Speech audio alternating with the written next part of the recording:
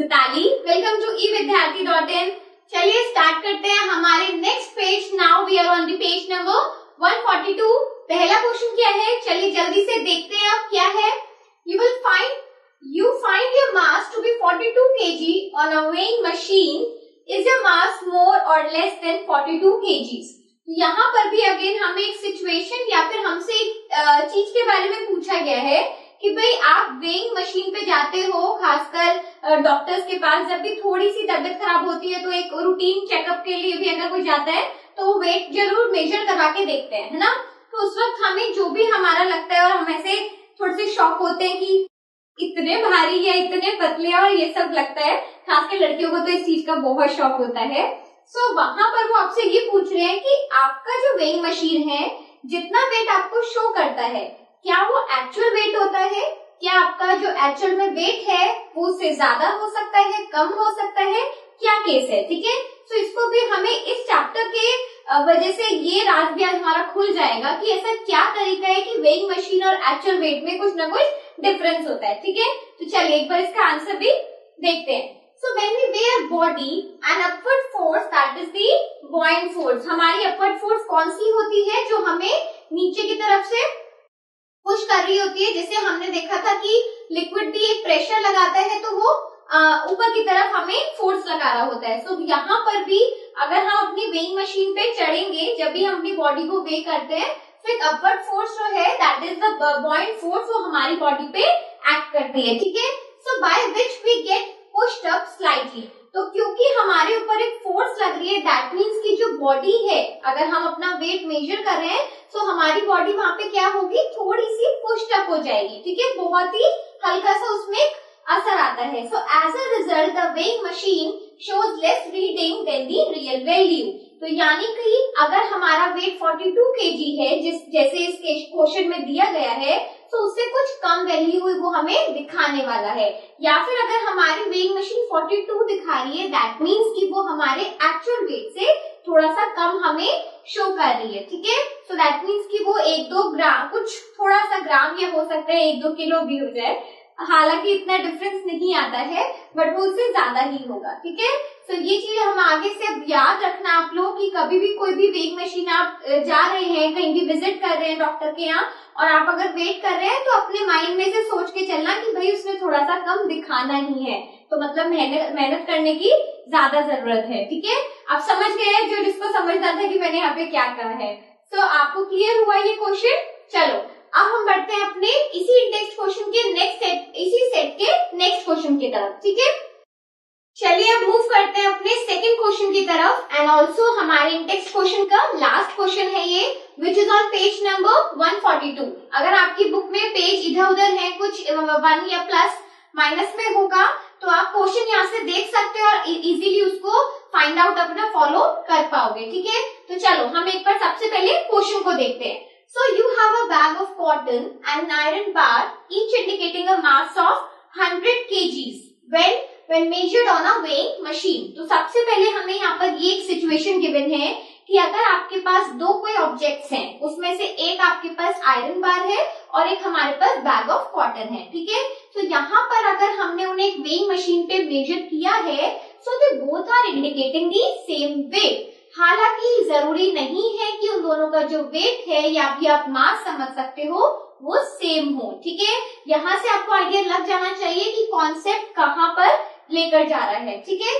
तो उसने हमें सबसे पहले ये बताया है कि भाई हमने वेइंग मशीन पे जब तक मेजर करा तो दोनों का जो वेट है वो हमें 100 kg दिख रहा है, लेकिन in reality one is heavier than the other. तो ये हमें बहुत अच्छे से पता है चीज कि अगर हम दोनों को उठा के देखें तो हमें अपने आप पता चल जाएगा कि कोई भी एक चीज उसमें से हेवी होगी, ठीक है। तो वही हमें बताना है। सो कैन यू से which one is heavier and why. तो हमें क्वेश्चन में यही बताना है कि दोनों में से हेवी हमें कौन सा लगता है, कौन सा एक्चुअल में हेवी है और अगर वो हेवी है तो ऐसा क्यों है, ठीक है। तो क्वेश्चन बड़ा सोच के दिया गया है, बड़ा इंटरेस्टिंग भी है और आंसर को जानने में समझने में आपको उतना ही मजा आने वाला है। चलो अब देखते हैं एक बार आंसर में दिया क्या गया है। So as the volume of cotton bag is more than that of the iron. अब अगर सबसे पहले मैंने बिल्कुल एक बेसिक कॉन्सेप्ट से आपको समझाना शुरू करा है कि अगर आप दोनों के वॉल्यूम्स को देखोगे, अगर आपके सामने एक आयरन बार पड़ा है 100 kg का और सामने ही एक उसके सामने आपके कॉटन बैग है, तो अकॉर्डिंग टू द स्पेस के occupy that is the volume. ठीक है, तो अगर हम वॉल्यूम के रिस्पेक्ट में देखें तो हमें क्लियरली दिखेगा कि जो वॉल्यूम है आयरन कॉटन बैग का दैट विल बी मोर। तो हमने भी इसी से शुरुआत करी है।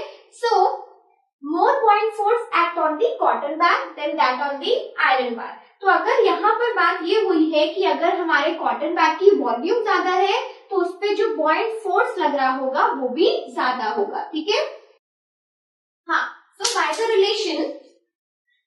the relation actual weight is equals to apparent weight plus the buoyant force। तो हमने अभी तक इतना तो क्लियरली समझ लिया है कि भाई जिस ऑब्जेक्ट का वॉल्यूम ज्यादा है, मतलब कि ज्यादा एयर को डिस्प्लेस वो कर सकता है, इसलिए हम कह सकते हैं कि उसका जो अपवर्ड फोर्स हमें दिखता है, यानी कि हमारा buoyant फोर्स हो गया, या फिर हम अपथ्रस्ट भी कह सकते हैं, बिल्कुल सही, तो वो क्या होगा, ज्यादा होगा। So now we have to see through the relation. अब हमें इस चीज को एक रिलेशन से समझना है। क्या कहता है हमारा रिलेशन कि किसी भी ऑब्जेक्ट का जो एक्चुअल वेट होता है, ये हमने अपने चैप्टर में भी इसे फॉलो किया है, पढ़ा है कि वो किसके इक्वल होता है, अपैरेंट वेट प्लस दी buoyant फोर्स। यानी कि अपैरेंट वेट तो वो हो गया जो आपकी वेइंग मशीन शो कर रही है, तो दैट मीन्स कि अपैरेंट वेट जो हमारे कॉटन बैग का है या फिर हमारे आयरन बैग का है वो कितना होगा, 100 kg। ठीक है, लेकिन उसके साथ साथ कुछ ना कुछ buoyant फोर्स का भी वजन होता है। ठीक है, सो यहाँ पर क्या बात आएगी, अब आप देखो कि अकॉर्डिंग टू द रिलेशन अगर हम देखें तो हमारा जो अपैरेंट वेट है वो दोनों ही ऑब्जेक्ट्स का बिल्कुल सेम है, लेकिन buoyant फोर्स किसका ज्यादा है, क्योंकि मेन रोल तो वही प्ले कर रहा है। ठीक है, सो buoyant फोर्स यहाँ पर हमारे पास कॉटन बैग का ज्यादा है। सो apparent weight being the same, क्योंकि apparent weight same है, the object with more buoyant force will be heavier। तो क्योंकि यहाँ पर अगर आप एक्चुअल वेट किसी का जानना चाहते हैं या फिर हम निकालना चाहते हैं कि कौन सा हेवी है जो हमें एक्चुअल वेट से पता चलेगा, तो क्योंकि अपैरेंट वेट दोनों का सेम है तो 100 से तो हमें कोई डिफरेंस नजर नहीं आ रहा है, लेकिन डिफरेंस कहाँ से नजर आ रहा है, buoyant फोर्स के ज्यादा या कम होने से। तो किसका buoyant फोर्स ज्यादा है, हमने पहले ही उसे रूल आउट कर लिया है कि हमारे कॉटन बैग का buoyant फोर्स ज्यादा है।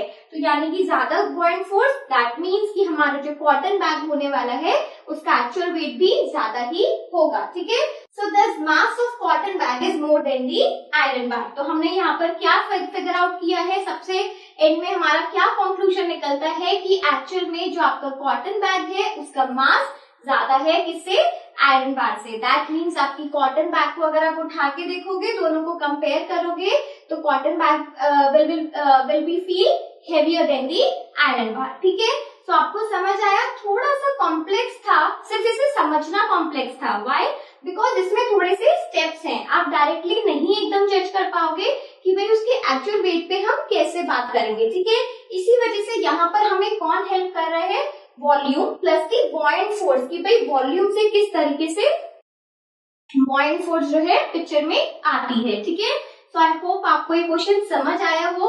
आप देखो किस टाइप के हमें सिचुएशनल और कॉन्सेप्शनल क्वेश्चंस आ सकते हैं एग्जाम में, जो डायरेक्टली हमारा बिल्कुल एक स्टूडेंट का जो कॉन्सेप्ट है वो कितना क्लियर हो पाया है उसको डायरेक्टली आके चेक कर सकता है। ठीक है, तो क्योंकि 9th 10th में इनफैक्ट आप जितना आगे हायर क्लासेस में मूव करोगे ना, आपको मोर ऑफ कंसेप्शनल क्वेश्चन ज्यादा मिलेंगे, तो इसलिए हमें ऐसे टाइप के क्वेश्चंस के साथ जरूर प्रिपेयर होके चलना है। और इन क्वेश्चंस के साथ प्रिपेयर होने के लिए सबसे बेहतर होता है अपने चैप्टर को बहुत अच्छे से समझना। ठीक है, सो इसी तरीके से आप हमारे साथ जुड़े रहिए। Keep learning, keep watching, up till then bye.